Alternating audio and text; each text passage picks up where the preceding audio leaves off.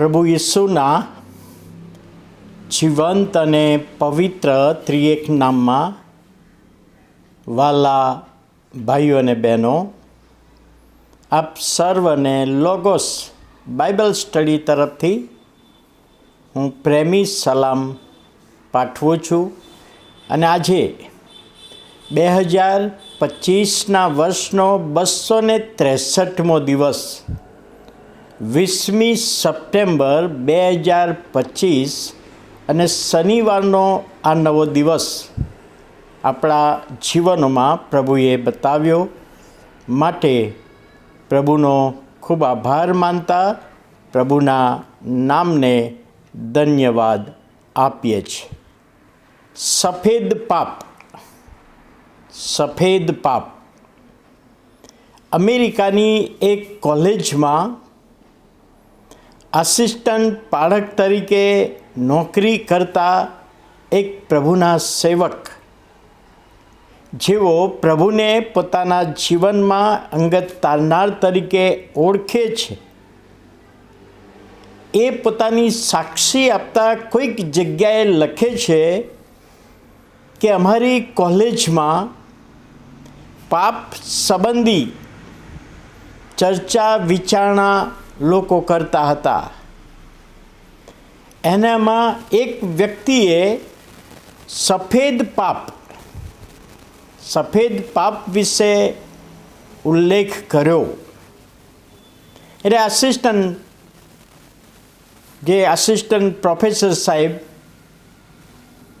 તેમણે કહ્યું કે સફેદ પાપ કોને કહેવાય? તો કે સફેદ પાપ એ છે કે જે વ્યક્તિ જાહેરમાં પ્રભુની આગળ કબૂલ કરતાં શરમ અનુભવતો નથી. જે વ્યક્તિ જાહેરમાં આ સફેદ પાપની કબૂલાત બધા જ લોકો સાંભળે એવી રીતે કરી શકે છે અને જાહેરમાં સફેદ પાપની કબૂલાત પછી આત્મિક રીતે એનું માન વધી જાય છે, એવા પાપને સફેદ પાપ તરીકે ઓળખવામાં આવે છે. કેટલાક એને પવિત્ર પાપ તરીકે પણ ઓળખતા હોય છે. અને ત્યારે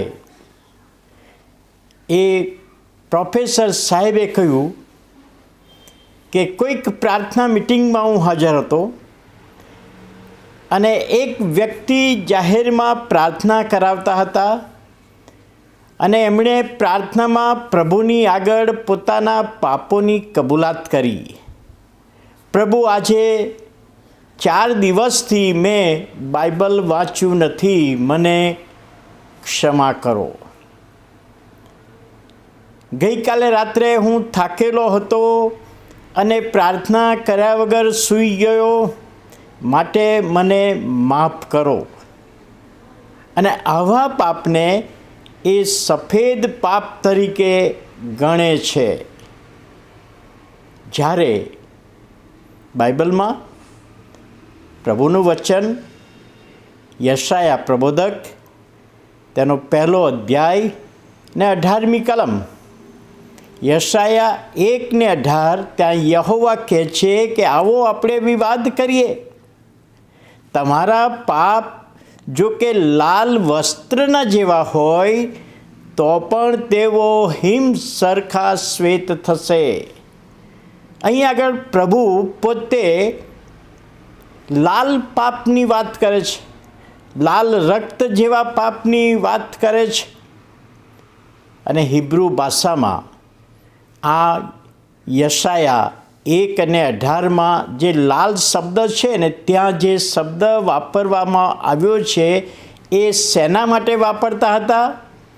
વ્યક્તિએ ખૂન કર્યું હોય, એના હાથમાં લોહીના ડાઘા પડ્યા હોય અને એ બાબતને વર્ણન કરવું હોય તો જે શબ્દ વપરાતો એ શબ્દ અહીં આગળ તમારા પાપ લાલ વસ્ત્રના જેવા હોય, એ શબ્દ અહીંયા વપરાયો છે. અને પ્રભુ કહે છે આવો આપણે વિવાદ કરીએ, તમે કબૂલ કરો અને હું હિમ સરખા શ્વેત કરીશ. હું ઊન જેવા સફેદ કરીશ. વ્યક્તિ સફેદ પાપની વાત કરે છે, પણ પ્રભુ કહે છે તમારું પાપ લાલ વસ્ત્રના જેવું હોય તો પણ હિમ સરખા શ્વેત થશે. અને વાલા ભાઈઓ અને બહેનો, આ પ્રભુનું વચન છે. સફેદ પાપ, જેને આપણે જાહેરમાં કહેતા શરમ અનુભવતા નથી એવું પાપ, પણ જે લાલ વસ્ત્રના જેવા પાપની વાત કરીએ તો એ ક્યાં છે? શું એ સંબંધી આપણે પ્રભુની આગળ કબૂલ કરીને, પસ્તાવો કરીને પ્રભુની પાસે આવ્યા છીએ? તો આવો આપણે પ્રભુનો આભાર માનતા પ્રભુના નામને ધન્યવાદ આપીએ અને પ્રાર્થના કરીએ કે પ્રભુ આપણા પાપોની માફી આપે. પ્રાર્થના કરીએ. વાલા પ્રભુ, અમે તમારો આભાર માનીએ છીએ, તમારા નામને ધન્યવાદ આપીએ છીએ. આજના દિવસના આશીર્વાદોમાં તમે અમારી સહાય કરી, સંભાળી લીધી અને આજનું મનન સમજવામાં, સમજાવવામાં આત્માની દોરવણી આપો, એ વિનંતી અને પ્રાર્થના ઈસુ અમારા પ્રભુના પવિત્ર ત્રિએક નામમાં સાંભળો અને માન્ય કરો. આમેન.